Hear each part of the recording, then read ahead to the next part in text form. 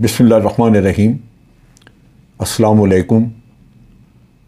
आप देख रहे हैं DDP एनालिटिका। सबसे पहले तो मेरे तमाम पाकिस्तानी बहनों भाइयों को 75वां यौम आज़ादी मुबारक हो। आज पाकिस्तानी कौम अपने अज़्म और आलीशान तारीख़ से मुंसलिक एक और सुनहरे बाब का इजाफ़ा कर रही है। ये डायमंड जुबली मनाने के साथ एक तजदीद अहद का वक्त भी है। वो अज़्म जिसकी बुनियाद तहरीक पाकिस्तान और इससे जुड़ी हुई लाजवाल कुर्बानियों से मुंसलिक है। आज़ादी एक नेमत है, लेकिन ये नेमत मुयस्सर आती है मेहनत से, लगन से और कुर्बानी से। आज़ादी उस लहू का खराज मांगती है। आज़ादी के इन 75 सालों में हमने कई चैलेंजेस का सामना किया। इन 75 सालों में इकॉनमी की ऊंच नीच ख़ास तौर पे देखने में आई। अमन अमान के मसले रहे, कुदरती आफात रहीं और फिर अपने अज़ली दुश्मनों के साथ जंगें भी लड़नी पड़ी। जो इकॉनमी के मसले थे उसमें आपने देखा कि 75 सालों में मुख्तलिफ़ किस्म की इकॉनमीज़ हमें देखनी पड़ी। 1950 की दिहाई में एक रेगुलेटेड इकॉनमी थी, फिर इंडस्ट्रियलाइजेशन जो 1960 में आपने देखा, ग्रीन रेवोल्यूशन आया और बड़ी हमारी सनती तरक्की बहुत ज़्यादा हुई, हमारी इकॉनमी बहुत बेहतर थी। फिर 1970 की दिहाई और नेशनलाइजेशन का प्रोसेस शुरू हो गया। फिर 1980 की दिहाई आई और उसमें इस्लामाइजेशन, जनरल ज़ियाउल हक का दौर आ गया। फिर 1990 में फिर दोबारा लिबरलाइजेशन हुई और फिर पिछले 2 दहाइयाँ जो हैं इसमें एक नीम दिली, बददिली से जो आप कह लीजिए कि इकॉनमी को हैंडल किया गया।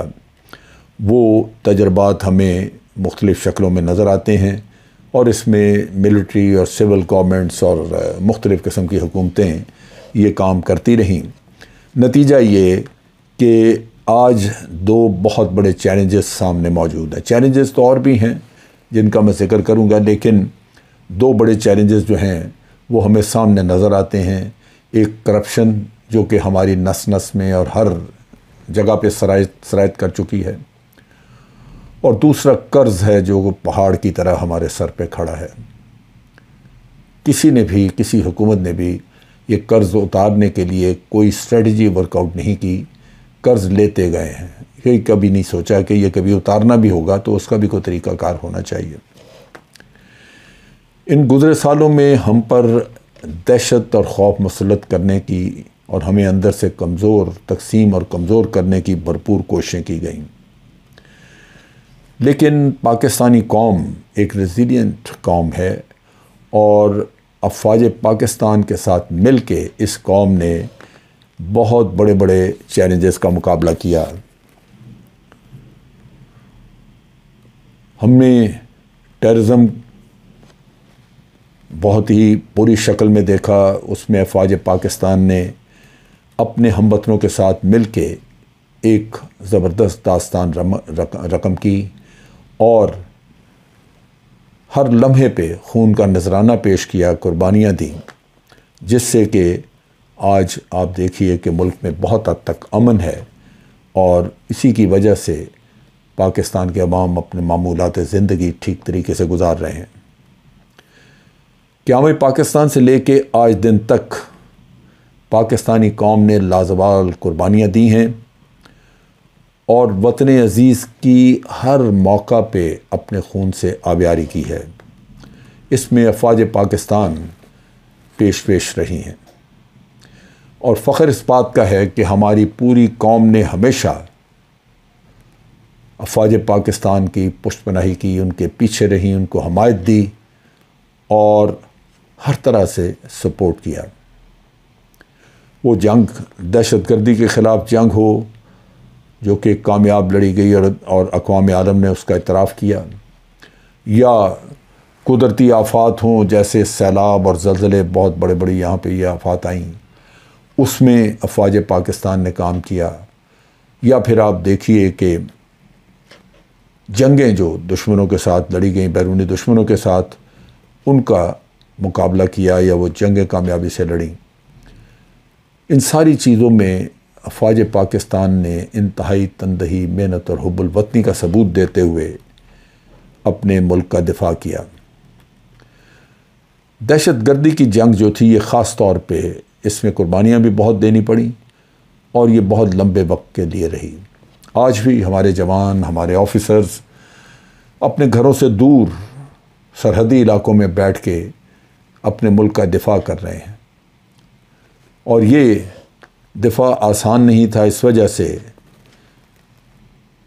कि इस वक्त में दहशतगर्द मुख्तलिफ़ इलाकों में फैल चुके थे और उसके ऊपर कब्ज़ा कर चुके थे। इस जंग में जहाँ हज़ारों मुरब्बा मील का इलाका, मुरब्बा किलोमीटर का इलाका उन दहशतगर्दों से पाक किया गया, खाली कराया गया, वहाँ इस जंग में 18,000 दहशतगर्द जो हैं वो भी मारे गए। मुख्तलिफ़ जगहों पे अफ़वाज पाकिस्तान मसरूफ़ रहीं सवात में, और साथ साथ फिर ज़लज़ला, सैलाब, ये चीज़ें भी आती रहीं, और फिर भारतीय जारियत लगातार कश्मीर में ख़ास तौर पे जारी रही, कश्मीर बॉर्डर पे।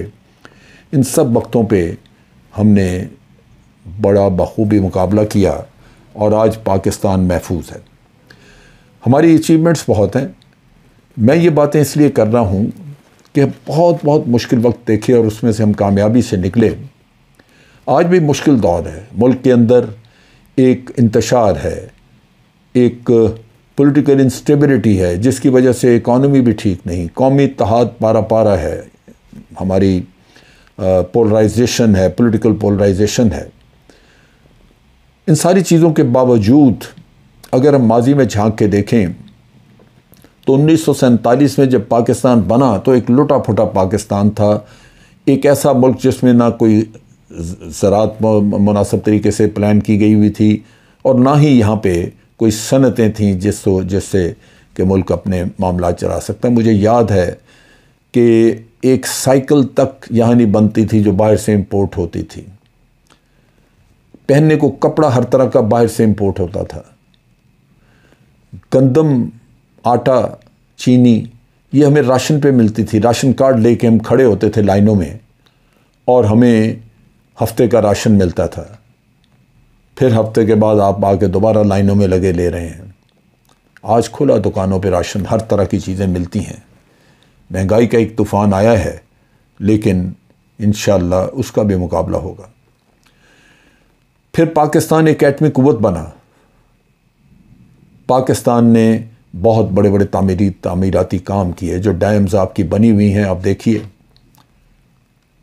और फिर उसके साथ साथ पाकिस्तान के लोगों ने, जिनमें हुनर है, टैलेंट है, उन्होंने हर मैदान में उन्होंने कामयाबियाँ हासिल की। आज आपके डॉक्टर्स हों, साइंसदान हों, आपके वकला हों, आपकी सनतकार हों, कोई मैदान ले लें, उसमें आपको उनकी अचीवमेंट्स नज़र आएंगी। खेल के मैदान में खिलाड़ियों ने बहुत सारी अचीवमेंट की। एक वक्त था कि हम एक बहुत शान व शौकत थी खेल में, क्रिकेट में वर्ल्ड कप लिया, हॉकी में आपने सोने का तमगा जीता, हर जगह, हर मैदान में, बड़े खेल में आप थे। कुछ इन्हतात उसमें आया और मैं समझता हूँ कि वो भी हमारा कसूर। टैलेंट तो मौजूद है, हमने उसको परवान चढ़ाने के लिए मेहनत नहीं की। सो कमज़ोरियाँ मौजूद हैं और असल जो मसला है वो ये है कि जहाँ बाहर के दुश्मन पहले से कहीं ज़्यादा तैयार और बहुत मजबूत हो के आपके गिर्द घेरा डाल के खड़े हैं, उनकी दुश्मनी आपसे कम नहीं हुई, वो आज भी आपकी सलामती के दर पे हैं। वहाँ हमारी अंदर की इंस्टेबिलिटी जो है, जिसे हम यूँ कह लीजिए कि हमारा अपना मुल्क के अंदर इत्तफाक और इत्तेहाद, उसकी कमी की वजह से उनको शह मिलती है। जो कि मैं समझता हूँ नुकसानदेह है। और उसमें ज़रूरत इस बात की है कि पाकिस्तानी सर जोड़ के बैठ के ये सोचें कि इन अंदरूनी इत्तेहाद दोबारा कैसे कायम किया जा सकता है। अगर हम मुत्तहिद नहीं होंगे तो बाहर से हमेशा दुश्मनों को मौका मिलेगा हमारे अंदर की फॉल्ट लाइंस को एक्सप्लॉइट करने का, और वो हमें नुकसान पहुंचाएंगे। आज इस यौम आज़ादी पे हमें अहद करना है कि हुब्बुल वतनी, मुल्क का मफाद, ये हमारे तमाम ज़ाती मफादात से बढ़ के और सबसे बड़ी तरजीह होगी। अगर मफादात के, अपने मफादात के चक्कर में लोग रहे, अगर हम सब अपने अपने मफादात की निगहदाश्त करते रहे और मुल्क के मफादात कुर्बान किए, तो लाजमन मुल्क तरक्की के रास्ते पे नहीं चल सकेगा, बल्कि सलामती भी मशकूक होगी।